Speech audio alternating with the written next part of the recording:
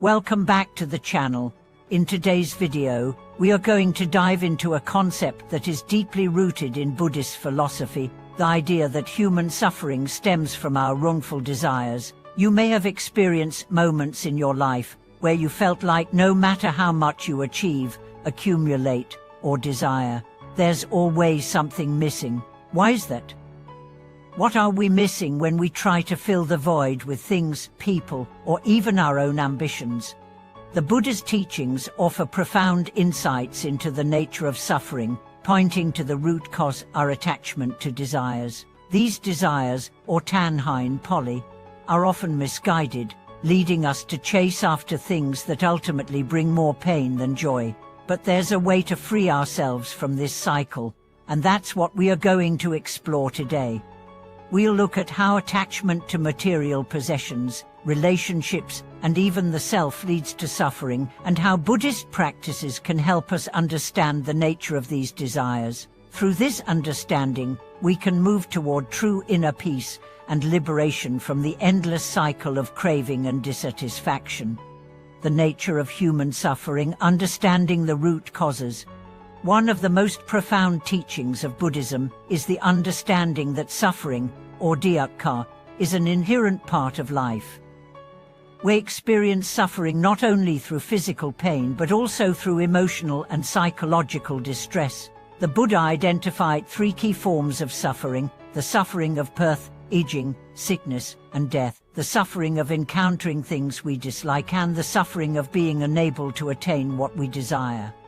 At the heart of this suffering lies the concept of tanha, desire or craving. We all desire something, whether it's material possessions, relationships, status, or even a sense of purpose. On the surface, there's nothing wrong with desire. After all, desire can motivate us to achieve goals, create relationships, and experience life's pleasures. However, the Buddha taught that our suffering arises when these desires become attachments. We become attached to the outcomes, the things, or the people we crave, believing that they are the source of our happiness. This attachment leads us to chase after things that are impermanent and fleeting, which in turn causes suffering. We may think that attaining a certain goal or possession will bring us lasting happiness, but as soon as we get it, we realize that the satisfaction is short-lived. The next desire then arises, and the cycle continues. The wrongful desire is clinging to the I am permanent. The Buddha's teachings on attachment and desire are grounded in the understanding of anicca, or impermanence. All things, whether material or immaterial, are subject to change. Our bodies, our emotions, our relationships, and even our thoughts are constantly in flux. When we attach ourselves to these impermanent things, we inevitably set ourselves up for disappointment and suffering, because they are bound to change or disappear at some point. Take, for example, the desire for material wealth. We often associate money with happiness, believing that having more wealth will bring us security, freedom, and comfort. But the Buddha would argue that this attachment to wealth is misguided. Money, like everything else, is impermanent. No matter how much we accumulate, it can be lost in an instant, whether through market crashes, theft, or natural disasters. The more we cling to the idea that wealth is the source of happiness, the more we set ourselves up for pain and dissatisfaction when it inevitably slips away. Similarly, attachment to relationships can lead to suffering. While love and companionship are beautiful, they are also subject to change. People change, and relationships evolve.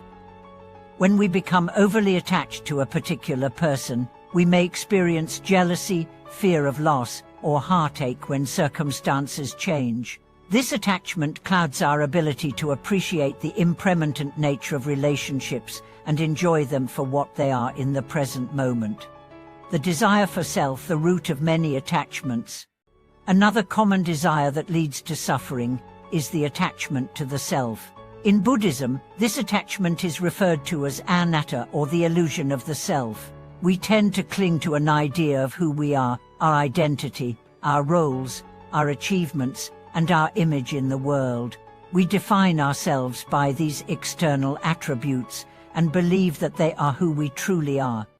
However, the Buddha taught that the self is not a permanent, unchanging entity.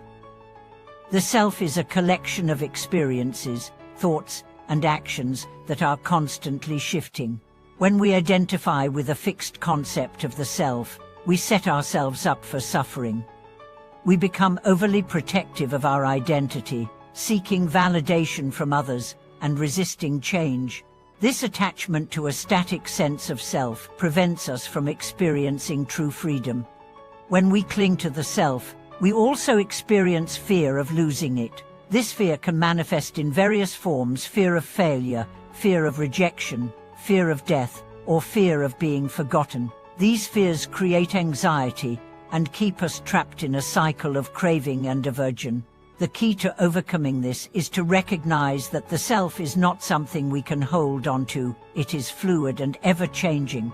By letting go of our attachment to the self, we free ourselves from the anxiety and fear that come with it.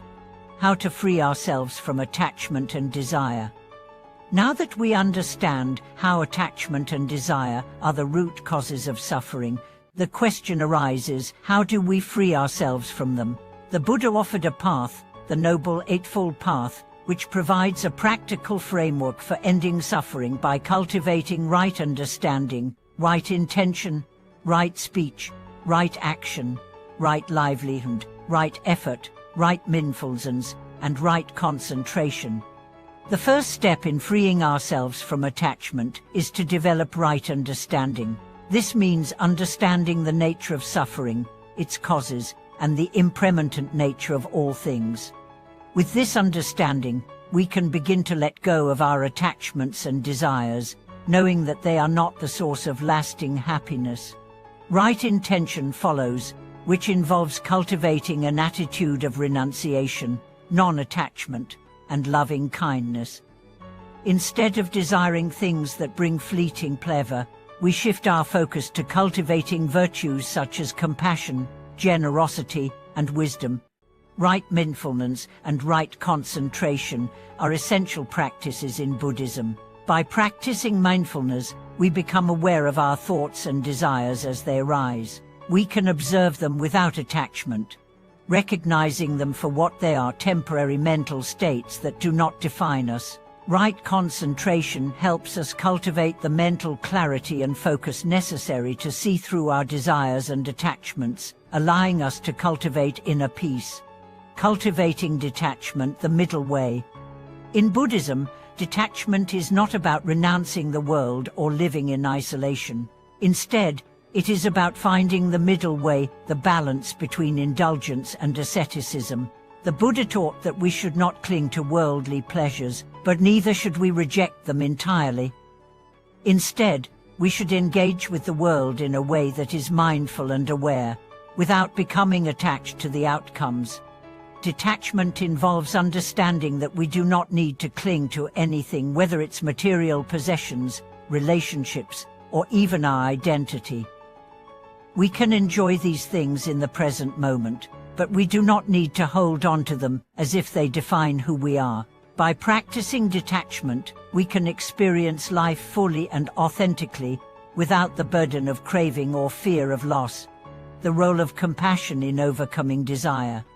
While detachment is important, it is equally crucial to cultivate compassion. Compassion arises naturally when we let go of attachment to the self.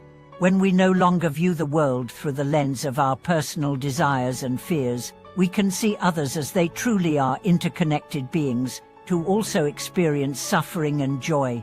Compassion helps us transcend our ego and create meaningful connections with others, leading to a more fulfilling and peaceful life.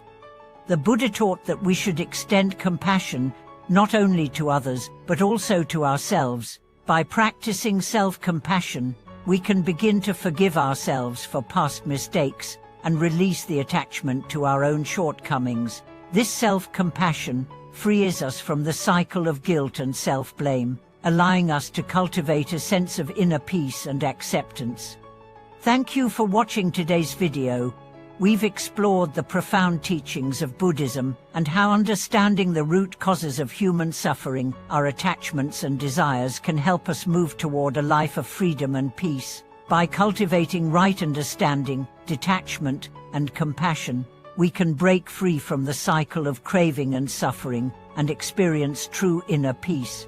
If you found today's content helpful, please like, comment, and subscribe to the channel. Share your thoughts with us in the comments. How has your understanding of attachment and desire affected your life? We'd love to hear your stories. Until next time, may your path toward freedom and peace continue with wisdom and compassion.